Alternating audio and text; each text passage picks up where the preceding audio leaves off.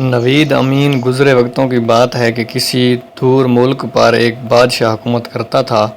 وہ بہت رحم دل تھا، اسی وجہ سے اس کی رعایا اس سے بہت خوش تھی۔ بادشاہ اور ملکہ اکثر اداس رہتے کیونکہ ان کی کوئی اولاد نہ تھی۔ آخر کافی دعاؤں کے بعد اللہ تعالیٰ نے ملکہ کو ایک انتہائی خوبصورت بیٹی عطا کی۔ بادشاہ نے شہزادی کی پیدائش پر پورے ملک میں بہت بڑے جشن کا اہتمام کیا اور ملک کے تمام لوگوں کو مدعو کیا۔ اسی ملک میں کچھ پریاں بھی رہتی تھیں۔ بادشاہ نے ان 7 پریوں کو بھی مدعو کر لیا۔ دعوت والے دن 7 کے بجائے 8 پریاں موجود تھیں۔ دراصل ایک بہت ہی بوڑھی پری کو بہت دنوں سے کسی نے بھی نہیں دیکھا تھا، اس لیے سب سمجھے کہ وہ مر چکی ہے۔ اسی وجہ سے بادشاہ نے اسے نہ بلایا۔ جب تمام لوگوں نے شہزادی کو تحائف دیے تو ایک پری آگے بڑھی اور بولی، میں شہزادی کو حسن کا تحفہ دیتی ہوں۔ دوسری نے کہا، میں اسے دیانت کا تحفہ پیش کرتی ہوں۔ تیسری پری بولی، میری طرف سے شہزادی کے لیے شان و شوکت کا تحفہ ہے۔ چوتھی پری نے اپنی باری آنے پر شہزادی کو خوبصورت ناچ کا تحفہ دیا۔ پانچویں پری نے خوبصورت آواز، جبکہ چھٹی پری نے موسیقی کا تحفہ پیش کیا۔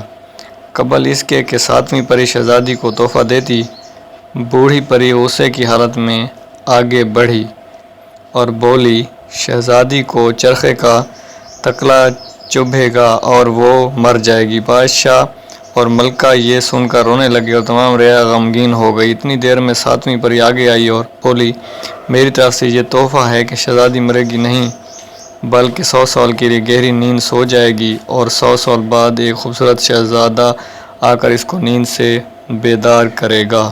بادشاہ نے اپنے ملک سے تمام چرخے ختم کروا دیے تاکہ شہزادی کو بچایا جا سکے۔ سال پر سال بیت گئے، یہاں تک کہ شہزادی 16 سال کی ہو گئی۔ اس دن شہزادی کی 16ویں سالگرہ کا جشن اپنے پورے عروج پر تھا۔ جب شہزادی محل کی چھت پر ہوا خوری کے لیے گئی، وہاں اس نے دیکھا ایک بہت ضعیف عورت چرخہ کاٹ رہی ہے۔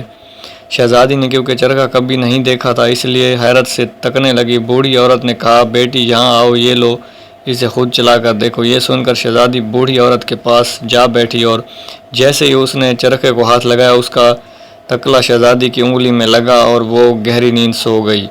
بادشاہ اور ملکہ کو اس واقعے کی خبر ہوئی تو دونوں بہت پریشان ہوئے۔ ملکہ نے کہنے لگی، اب ہم اپنی بیٹی کے بغیر کیا کریں؟ بادشاہ نے شہزادی کو اس کی خوابگاہ میں آرام دہ بستر پر لٹا دیا۔ ادھر جب 7ویں پری کو معلوم ہوا کہ شہزادی 100 سال کے لیے سو گئی ہے تو وہ سوچنے لگی، شہزادی جب نیند سے بیدار ہوگی تو اس زمانے میں اس کو کوئی بھی نہیں جانتا ہوگا۔ یہ سوچ کر اس نے پورے محل پر جادو کر دیا۔ اس جادو کی وجہ سے محل میں موجود تمام جاندار سو گئے تاکہ شہزادی کا پالتو کتا جو اس کی خوابگاہ کے دروازے پر بیٹھا تھا وہ بھی وہیں سو گیا۔ پری نے جادو کے ذریعے محل کے گرد اونچی اونچی دیواریں بنا دیں اور ان دیواروں کے ساتھ لمبے لمبے درخت اور بیلیں اگا دیں تاکہ کوئی محل میں داخل نہ ہو سکے۔